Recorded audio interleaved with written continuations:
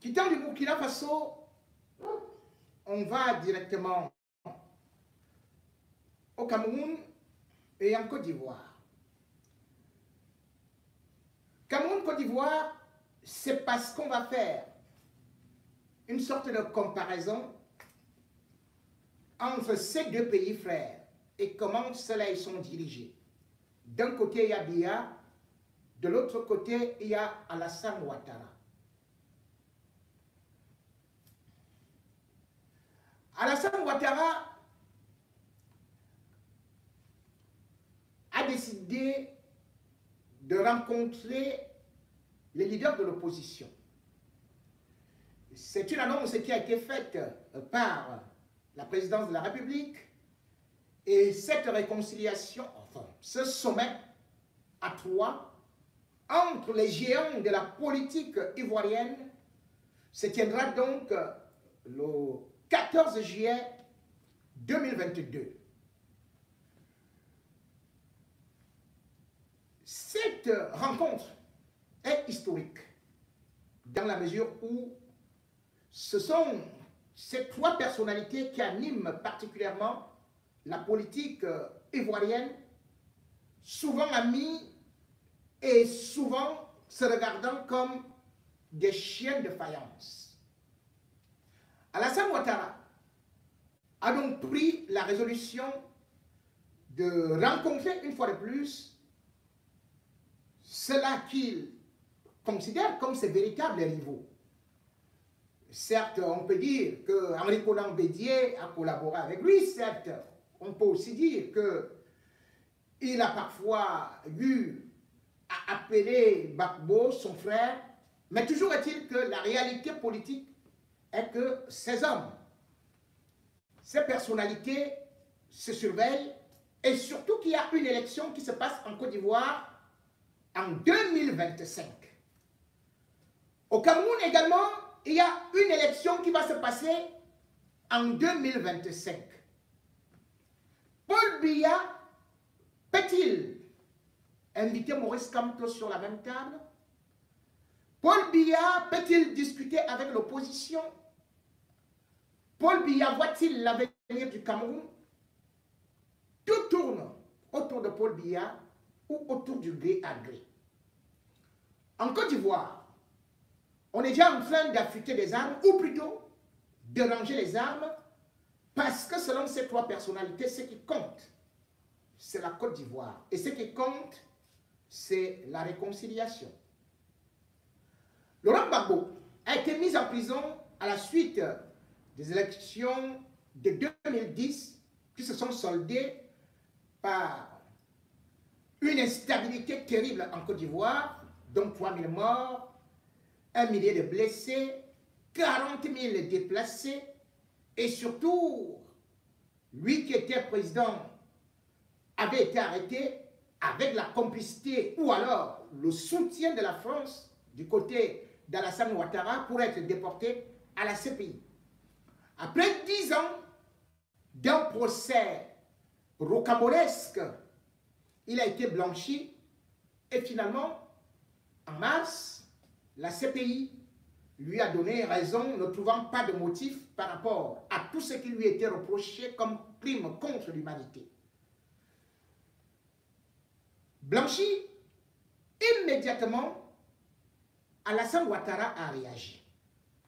Alassane Ouattara a décidé en avril que Laurent Gbagbo pouvait rentrer en Côte d'Ivoire et qu'il allait prendre des mesures pour que sa sécurité soit assurée.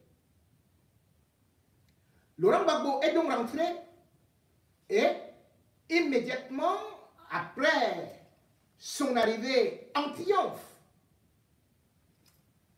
en Côte d'Ivoire, le 17 juin 2021, il a été reçu au palais par Alassane Ouattara, c'était le 27 juillet 2021. Les deux personnalités se sont embrassées. L'image a fait le tour du monde avec un Alassane Ouattara attendant devant le perron du palais et adressant des paroles amicales à Laurent Gbagbo, lui disant Laurent, comment vas-tu? Content de te voir.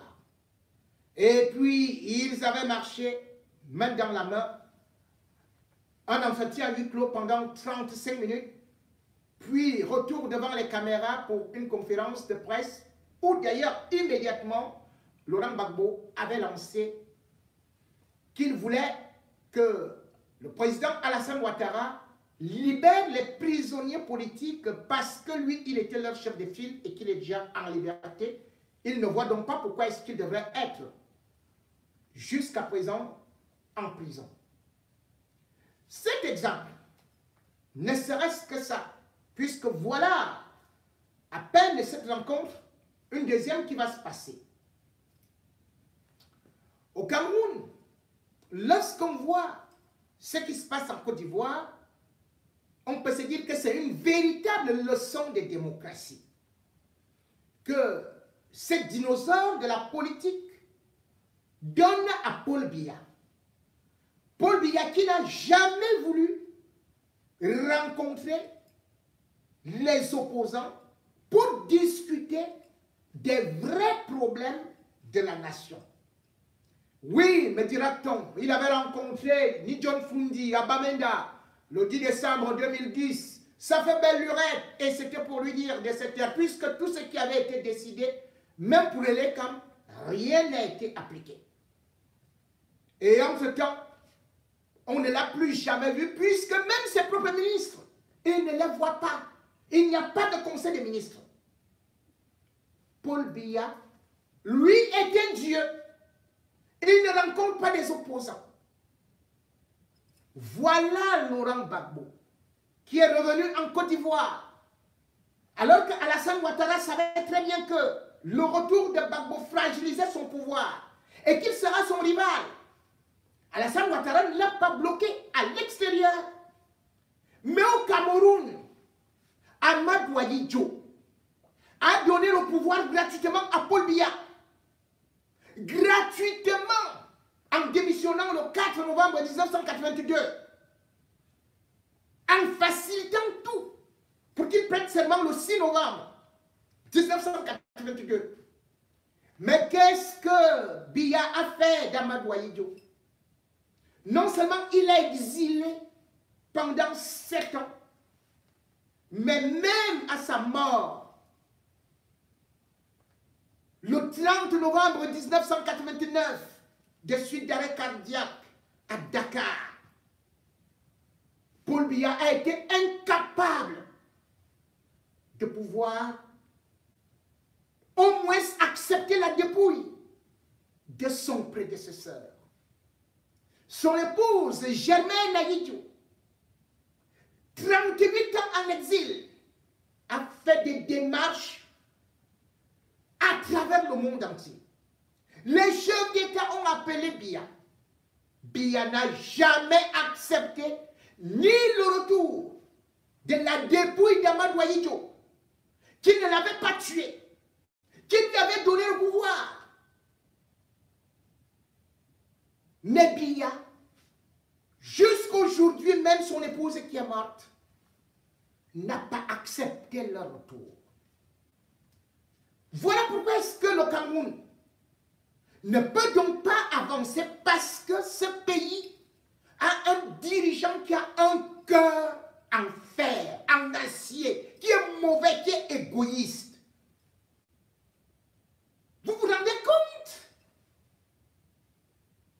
que Blaise Compaoré rentre en Côte d'Ivoire sous bonne escorte? Un assassin? Quelqu'un qui a tué Thomas Sankara?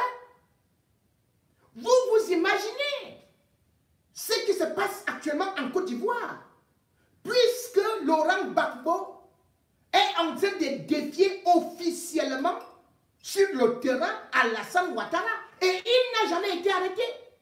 Le 5 février 2022, dans son village à Mama, Laurent Gbagbo était déjà en train de fustiger Alassane Ouattara, lui disant d'ailleurs que lui, il ne peut pas être ami de ceux-là qui ont violé la Constitution pour se représenter. Il parlait de l'élection de 2020, Laurent Gbagbo, le 13 février 2022, devant les pasteurs évangéliques, a encore répété des mots terribles contre Alassane Ouattara.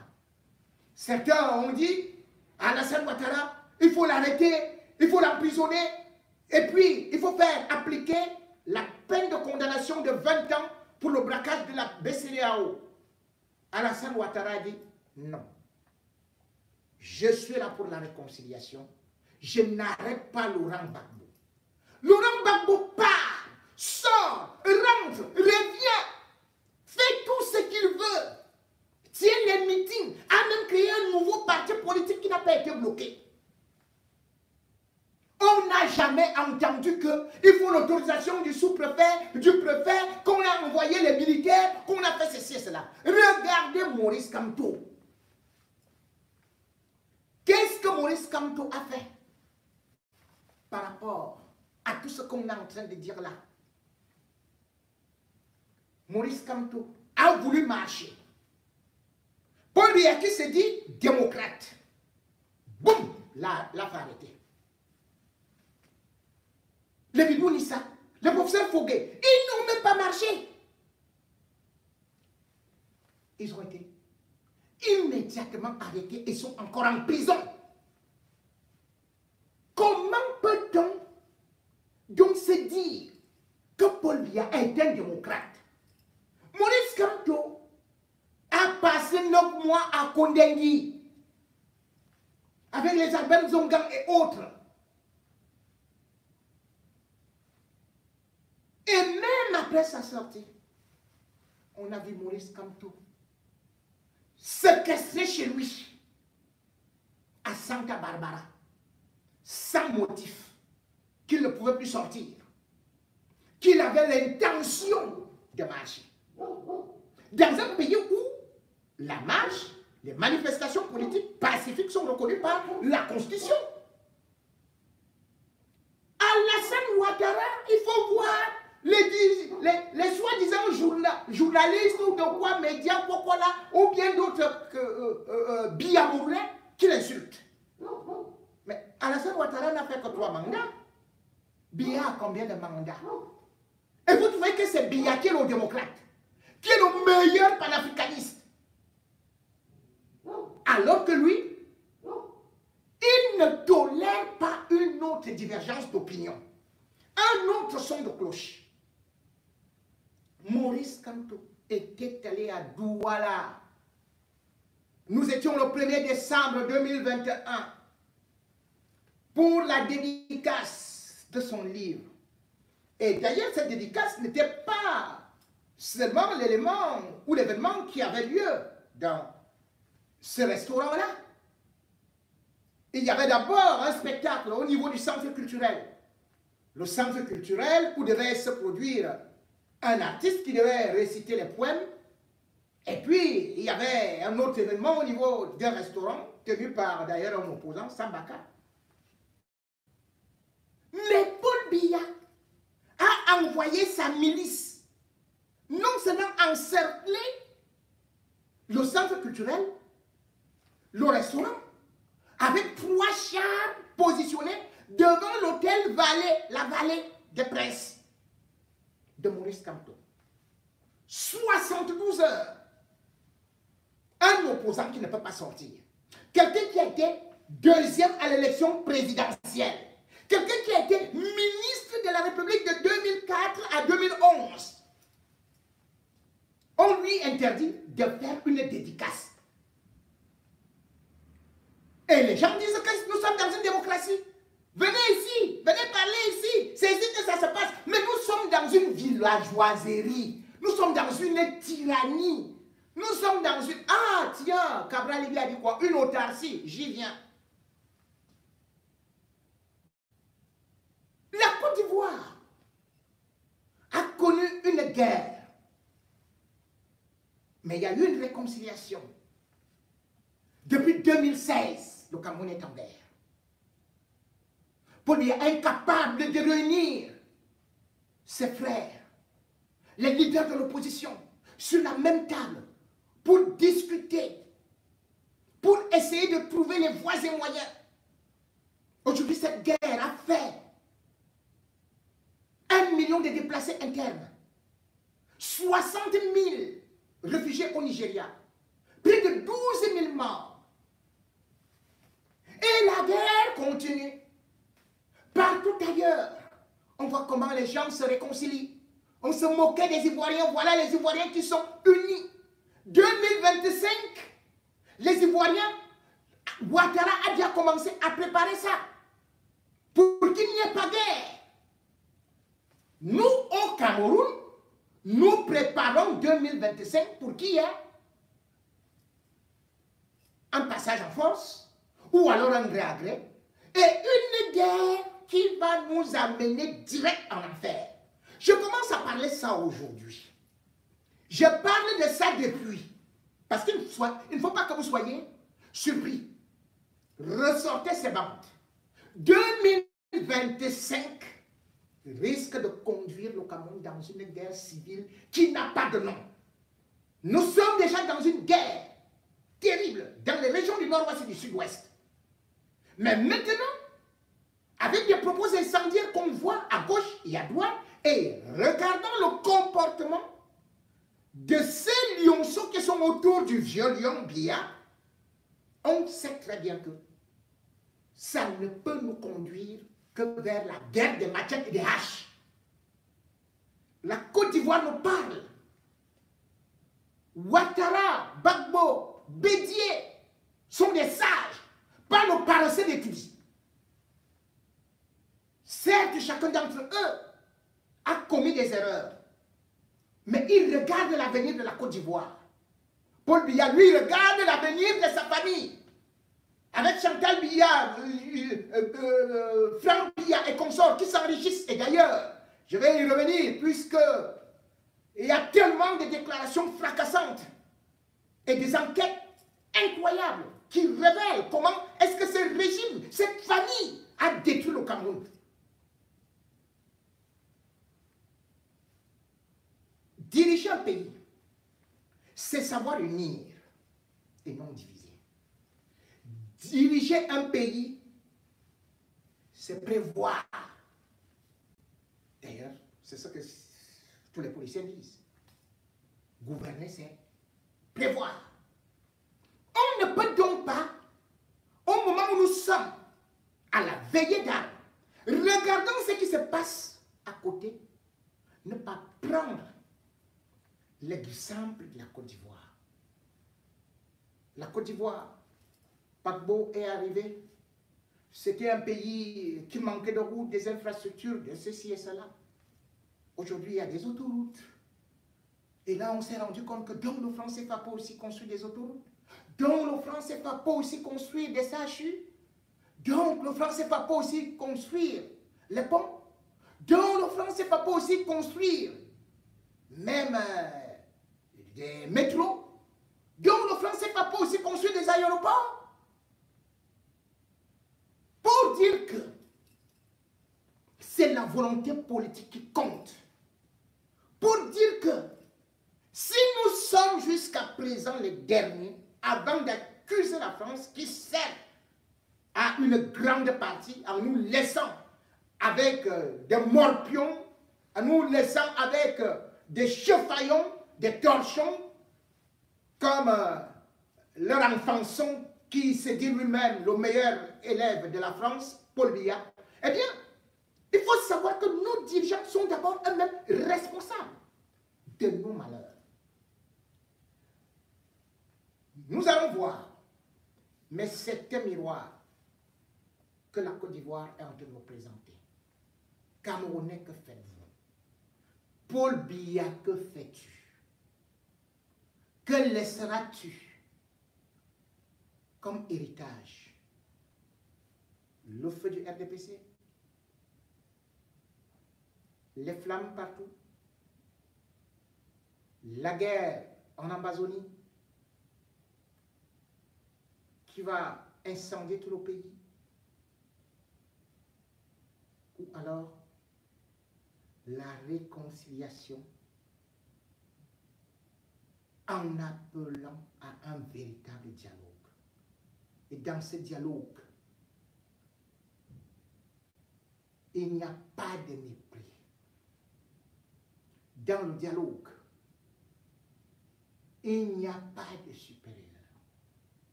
Dans la démocratie, on débat. On a vu le 25 novembre 2010,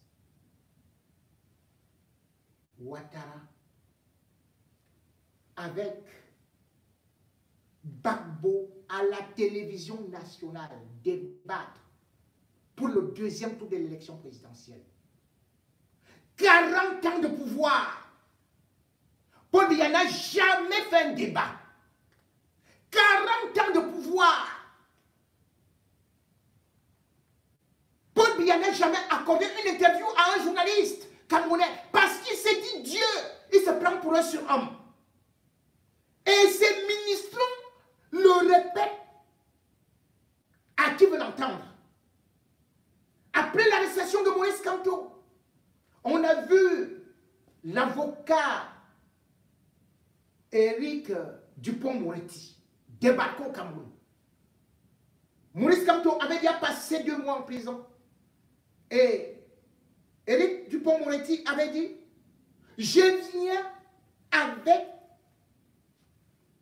cette doléance de Maurice Kamto. Il voudrait discuter avec le chef d'État Paul Biya. Mais qu'est-ce qu'on a vu? René Sadi. Il est sorti d'une. Il dit, sur RFI, il va discuter avec qui? Avec Paul Biya. On ne peut pas le mettre sur la même chaise que Paul Biya. On ne peut pas les mettre à la même chaise. Paul Biya ne peut pas discuter avec un simple opposant. Tiens, tiens. Macron discute avec les opposants ici, non? On voit les débats télévisés. Mais Joe Biden discute avec des opposants. On voit des débats télévisés.